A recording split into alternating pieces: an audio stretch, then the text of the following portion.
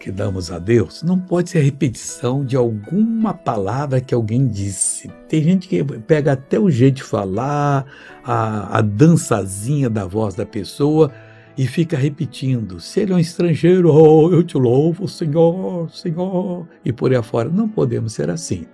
O salmista que escreveu o Salmo 109, que é o rei Davi, ele diz no versículo de número 30, louvarei grandemente ao Senhor com a minha boca. Não usa a boca dos outros, não. Louve com a sua, mas louve grandemente. Exalte as qualidades dele, daquilo que fez para você. E que mais que o salmista disse aqui?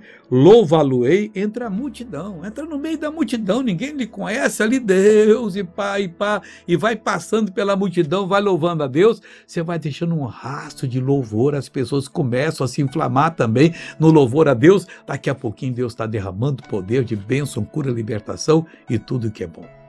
Veja essa pessoa que recebeu uma bênção. Quanto tempo você não andava sem a muleta? 10 anos. Você usa ela? Sem ela você não andava? Não. Traz ela aqui em cima aqui. Qual é o seu nome? Adelina Norma. Adelina, qual era o seu mal? Lúpus, artrite reumatoide, esclerodermia e uma úlcera na perna que não fecha. 10 anos. A úlcera tem 15 anos. 15 anos. E há 10 anos você teve que pegar a bengala e não podia andar mais. Estava na cadeira de rodas. Cadeira de roda. Cadê a bengala dela? Cadê? Como é que você estava andando com ela fora da cadeira de roda? Assim. Assim. Que coisa linda, pessoal. O nosso Deus é grande. A Adelina de Jesus caminha agora em nome de Cristo. É, Jesus. História linda, hein? Agora eu vou orar com você, Pai.